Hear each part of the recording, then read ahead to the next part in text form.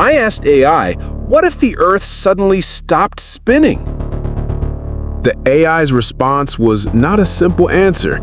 It was a timeline of a physics-based apocalypse. The first effect would not be silence. It would be the snap. At the equator, the surface of the Earth moves at over 1,000 miles per hour. If that surface suddenly stopped, the atmosphere, the oceans, the buildings, and every living creature would not. Anything not anchored to bedrock would be scoured from the surface, hurled eastward in a supersonic, planet-wide disaster.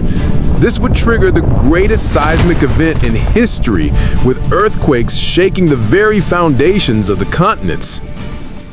The second effect would be water. The planet's oceans, freed from rotational momentum, would surge into two colossal polar oceans, leaving a single, bone-dry megacontinent around the equator. Before settling, they would create hyper-tsunamis miles high, washing over coastal lands at unimaginable speeds. The third effect would be the sky. The now stationary Earth would have a new, terrifyingly permanent geography. One side would be locked in a perpetual scorching day, the other an unending frozen night. On the day side, temperatures would climb past the boiling point of water. The land would become a cracked, sterile desert under the relentless sun. On the night side, without sunlight, temperatures would plummet to hundreds of degrees below zero. Glaciers would consume entire countries, encasing the silent, dark half of the world in ice. But life would find a way. Not everywhere, only in a sliver of survivable land between these two extremes, a narrow band of perpetual twilight known as the Terminator Zone. Here, the sun would sit forever on the horizon, creating a world of permanent dawn or dusk. But this zone would not be peaceful. The extreme temperature difference between the hot and cold sides would generate the most violent, ceaseless winds in the planet's history.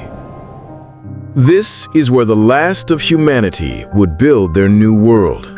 Not in cities of glass and steel, but in low-profile, semi-subterranean habitats anchored deep into the rock to withstand the eternal storm.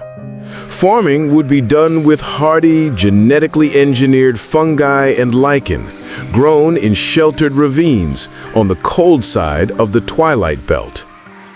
Society would be completely remade. Time would no longer be measured in days, but in slow, clockwise migrations around the planet, following the most stable temperature bands. The sky would be our new clock. On one horizon, a permanent sunrise. On the other, a permanent sunset. And directly above, a river of stars, clearer than any human had ever seen, turning slowly as our wounded Earth continued its lonely orbit around the sun. The AI concluded that this new world, forged in fire, ice, and wind, would give birth to a new kind of human. The elders, the last to remember a spinning world, would look at the motionless sun on the horizon and feel an echo of loss for the dawns that would never break again.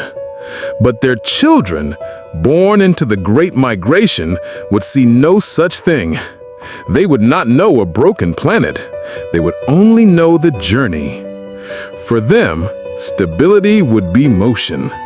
Home would not be a place you lived, but a direction you traveled. And their sky, with its river of stars, would not be a clock, but a map, guiding them on a journey without end.